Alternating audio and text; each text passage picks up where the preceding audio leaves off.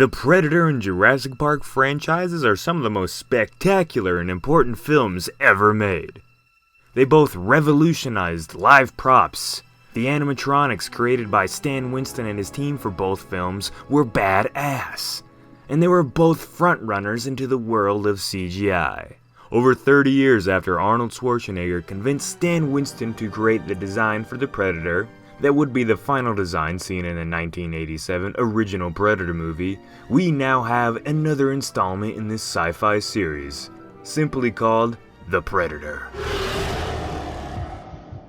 The Space Rasta Warriors are once again back to show the galaxy that their species is the best group of hunters to ever exist. But have you ever wondered how the Predators got to their current situation as galactic powerhouses? If you believe or respect evolution, then you will know that us humans came from ancient ape-like creatures. So what about the Predators? Would you believe me if I said that they may have come from something like this?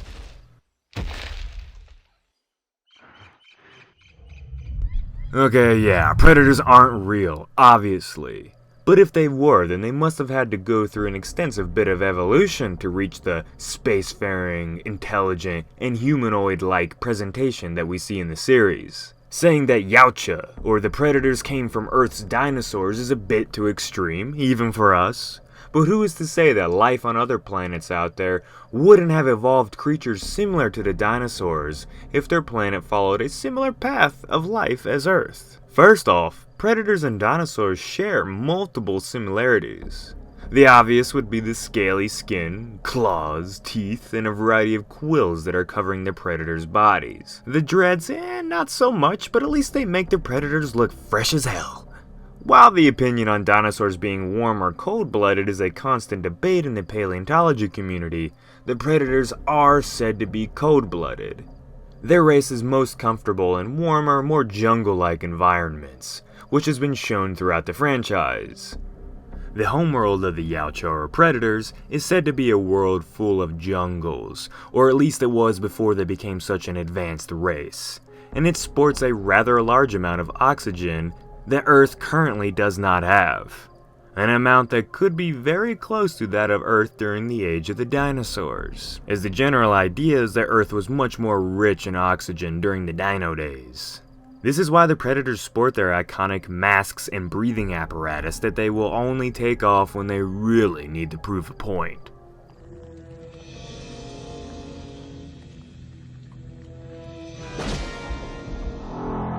However, extended time in less oxygen-rich areas will eventually lead to the hunter's demise. Physical similarities? Check. Environment similarities? Check. But wait! There's more! Many species of dinosaurs are thought to have larger females than males, including the T-Rex. And even though we've never seen a female predator in a film, the lore states that female Yautja could grow larger than their male counterparts. Predators aren't known for preparing gourmet meals either, as they fancy raw meat most of the time. However, there is an idea that they could be omnivorous.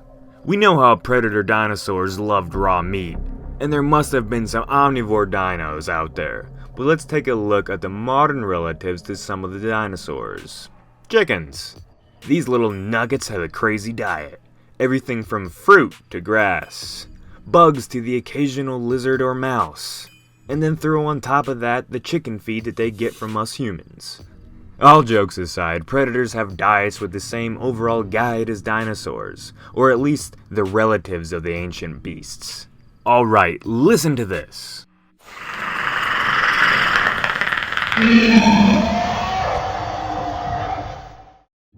All those cackles, clicks, and snarls sound a lot like some birds that we can stumble across out there in the wild. Sure, it's been enhanced and made more monster-like, but the vocals for the predators being similar to birds just adds more to the idea of the predator being an evolved space dino. The idea of the predators being an advanced dinosaur species is starting to become more of a real discussion and less of a stoned-off-your-ass sort of thing. I'd give anything for a whiff of old Toby. So with all this being said, who is to say that in this made-up universe there wasn't a clever space dinosaur that didn't die out and continued to evolve into the galaxy's greatest warriors. Alright, Al, so you are here, and I need to know what you think. Do you think the Predator really could have evolved from some sort of, like, space dinosaur thing? Some space dinosaur thing. Yeah, I mean, potentially. Obviously, if you looked at a human, naturally we have a lot of elements that come from an ape, but you wouldn't say, not every feature's carried over. But if you look at a predator, they have quite a lot of features that are in line with dinosaurs. They have very similar skin textures. They've got that rough, scaly kind of texture. It's got that very, the darker tones that you would see on a lot of predators, predators in real life. But yeah, I mean, in reality, I'd say it would have evolved from some reptilian kind of, dinosaur-like creature. And what you're seeing now is the penultimate, the end result, or at least the current result of what it's evolved into. Yeah, for sure. I mean, if you go and you look at, like, what humans potentially came from, you go far enough down the line, it was like some weird little, like, lemur, squirrel, monkey thing that eventually turned into used to be a fish, human, Yeah, and if you go even farther back, I mean, so,